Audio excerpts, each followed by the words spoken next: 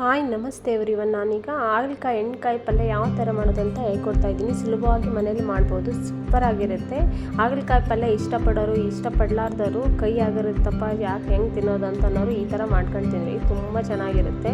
ಎಣ್ಣೆಕಾಯಿ ಪಲ್ಯ ಬದನೆಕಾಯಿ ಯಾವ ಥರ ಕಟ್ ಮಾಡ್ಕೊತೀವಿ ನೀಟಾಗಿ ತೊಳ್ಕೊಂಡು ಆ ಥರನೇ ಕಟ್ ಮಾಡ್ಕೊಳ್ಳಿ. 4 ಹೋಳು ಈ ಥರ ಮಾಡ್ಬೇಕು ನೋಡಿರಿ.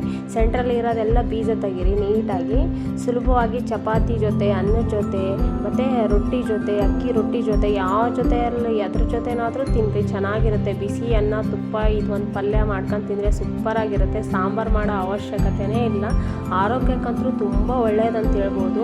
ಹಾಗಲಕಾಯಿ ಪಲ್ಯ ಮಕ್ಕಳು ತಿಂತಿರಲ್ಲ, ಕೈ ಇರುತ್ತಮ್ಮ ನಾ ತಿನ್ನಲ್ಲ ಅಂತಿರ್ತಾರಲ್ಲ, ಈ ಥರ ಮಾಡಿಕೊಡ್ರಿ. ಮಕ್ಕಳಂತೂ ಪದೇ ಮಾಡಿಸ್ಕೊಂಡು ತಿಂತಿರ್ತಾರೆ, ತುಂಬ ಚೆನ್ನಾಗಿರುತ್ತೆ. ಉಪ್ಪು ಯಾಕೆ ಹಾಕ್ತೀವಿ ಹಾಗಲಕಾಯಿ ಪಲ್ಯಕ್ಕೆ ಕಟ್ ಮಾಡಬೇಕಾದ್ರೆ ಅಂದರೆ ಕೈ ಬಿಡುತ್ತೆ ಅಂಥೇಳಿ ಉಪ್ಪು ಹಾಕ್ತೀವಿ. ನೋಡಿ ನೀಟಾಗಿ ಅದು ಉಪ್ಪು ಹಾಕಿ ನೆನೆ ಇಟ್ಟಿದ್ದೀನಿ. ನೋಡಿ ಒಂದು ಈರುಳ್ಳಿ ತೊಗೊತಾ ಇದ್ದೀನಿ, ಮತ್ತು ಒಂದು ಸ್ವಲ್ಪ ಕೊತ್ತಂಬರಿ ನೀಟಾಗಿ ಚಿಕ್ಕದಾಗಿ ಸಣ್ಣದಾಗಿ ಕಟ್ ಮಾಡ್ಕೊತಾ ಇದ್ದೀನಿ. ಮತ್ತು ಹುಣಸೆಹಣ್ಣು ನೆನೆ ಇಟ್ಟಿದ್ದೀನಿ.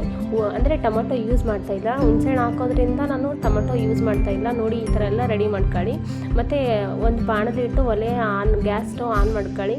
ಮತ್ತು ಅದು ಹಾಗಲಕಾಯಿ ಫ್ರೈ ಮಾಡ್ಕೊಳ್ಳಿ. ಚೆನ್ನಾಗಿ ಲೋ ಫ್ಲೇಮಲ್ಲಿಟ್ಟು ಚೆನ್ನಾಗಿ ಫ್ರೈ ಮಾಡ್ಕೊತಾ ಇರಬೇಕು. ಲೋ ಫ್ಲೇಮಲ್ಲಿಟ್ರಿ, ಅದು ಗೊತ್ತಾಗ್ಬಿಡುತ್ತೆ. ಕೆಂಪು ಬಣ್ಣ ಬರೋವರೆಗೂ ಚೆನ್ನಾಗಿ ನೀಟಾಗಿ ಫ್ರೈ ಮಾಡ್ಕೊಳ್ಳಿ. ಅದಕ್ಕೊಂದು 2 ಸ್ಪೂನ್ ಎಣ್ಣೆ ಹಾಕ್ಕೊತಾ ಇದ್ದೀನಿ. ನೋಡಿ ಈ ಥರ ಎಣ್ಣೆ ಹಾಕ್ಕೋಬೇಕು. ಎಣ್ಣೆ ಹಾಕ್ಕೊಂಡ್ರೆ ಒಂದು ಸ್ವಲ್ಪ ಚೆನ್ನಾಗಿ ಫ್ರೈ ಆಗುತ್ತೆ ಅಂತೇಳಿ ಎಣ್ಣೆ ಹಾಕ್ತಾ ಇದ್ದೀನಿ. ಅದು ಹಾಗೆ ಕಲಿಸ್ತಾ ಇರಿ ಸ್ಪೂನ್ ತೊಗೊಂಡು. ನೀಟಾಗಿ ಈ ಥರ ಆಗಬೇಕು. ನೋಡಿ ಚೆನ್ನಾಗಿ ಈ ಥರ ಆದರೆ ಚೆನ್ನಾಗಿರುತ್ತೆ. ಫ್ರೈ ಯಾಕೆ ಮಾಡೋದಂದರೆ ಒಂದು ಸ್ವಲ್ಪ ಕೈ ಬಿಡುತ್ತೆ, ಕೈ ಆಗಲ್ಲ ಪಲ್ಯ ಅನ್ನೋರು ಫ್ರೈ ಮಾಡ್ಕೊಳ್ರಿ, ಚೆನ್ನಾಗಿರುತ್ತೆ. ಯೂಸ್ಫುಲ್ ರೆಸಿಪಿ, ತುಂಬ ಆರೋಗ್ಯಕ್ಕಂತೂ ಶುಗರ್ ಇರೋರು ಈ ಥರ ಮಾಡ್ಕೊಂಡು ತಿನ್ನಿರಿ. ಹಾಗಲಕಾಯಿ ವಾರದಲ್ಲಿ ಒಂದು ಸರಿ ಆದರೂ ಮಾಡ್ಕೊಂಡು ತಿನ್ನಬೇಕು.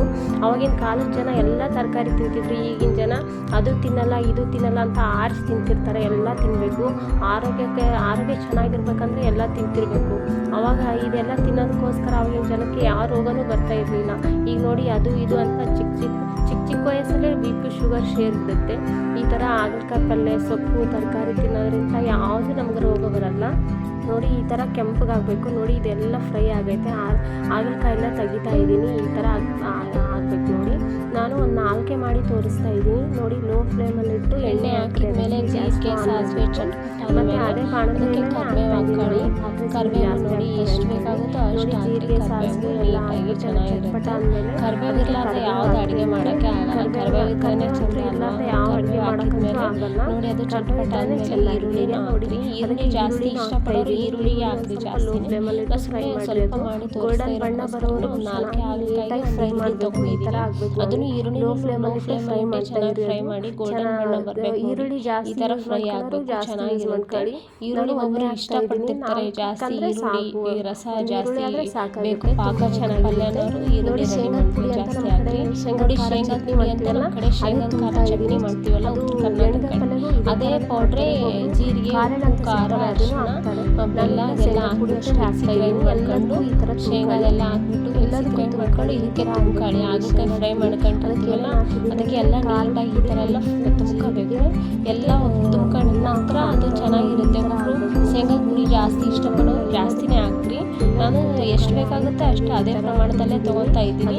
ಅದು ಈರುಳ್ಳಿ ಎಲ್ಲ ಚೆನ್ನಾಗಿ ಗೋಲ್ಡನ್ ಬಣ್ಣ ಬಂದಮೇಲೆ ಇದು ಎಲ್ಲ ತುಂಬ್ಕೊಂಡಿರ್ತೀವಲ್ಲ ಹಾಗಲಕಾಯಿ ಅದನ್ನು ಅದಕ್ಕೆ ಹಾಕ್ರಿ. ನೋಡಿ ಅದು ಲೋ ಫ್ಲೇಮಲ್ಲೇ ಇಡಿ, ಗ್ಯಾಸ್ ಮಾತ್ರ ಜೋರಾಗಿ ಹೋಗ್ಬೇಡಿ. ಚೆನ್ನಾಗಿ ಕಲಿಸ್ಕೊಳ್ಳಿ. ಸ್ಪೂನ್ ತೊಗೊಂಡು ನೀಟಾಗಿ ಈ ಥರ ಕಲಿಸ್ಕೊಂಡು ನೋಡ್ರಿ, ನೀಟಾಗಿರುತ್ತೆ, ಸೂಪರಾಗಿರುತ್ತೆ.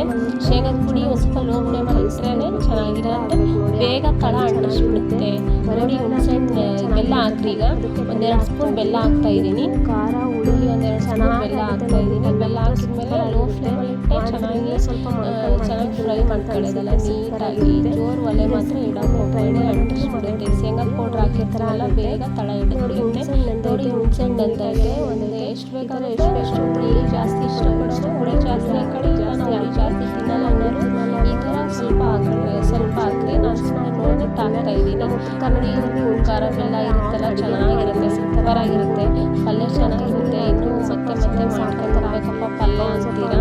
ಹಾಗಲಕಾಯಿ ಬಂದು ಮನೇಲಿ ಇಷ್ಟಪಡಲ್ಲ, ಹಾಗಲಕಾಯಿ ಪಲ್ಯನೇ ಇಷ್ಟಪಡ್ತಿರಲ್ಲ ಅಂಥವ್ರ ಮನೇಲಿ ಈ ಥರ ಮಾಡಿ ಸೂಪರಾಗಿ ಕೈ ಅಂತಾನೆ ಅನಿಸಲ್ಲ ಚೆನ್ನಾಗಿ. ನೋಡಿ ಮತ್ತೆ ಪ್ಲೇಟ್ ಮಾತ್ರ ಚೆನ್ನಾಗಿ ಪ್ಲೇಟ್ ಆಗುತ್ತೆ. ಯಾವುದೇ ಅಡುಗೆ ಬೇಗ ಬೇಯುತ್ತಂತ ಯಾವುದೇ ಅಡುಗೆ ಮಾಡಿದ್ರು ಪ್ಲೇಟ್ ಮುಚ್ಚಿದ್ರೆ ಬೇಗ ಅಡುಗೆ ಬೇಯುತ್ತೆ. ನೋಡಿ ರೆಡಿ ಆಗೈತೆ ಹಾಗಲಕಾಯಿ ಪಲ್ಯ. ಸುಲಭವಾಗಿ ಈಸಿಯಾಗಿ ಟೇಸ್ಟಿ ಚೆನ್ನಾಗಿ ಮಾಡ್ಕೊಬೋದು.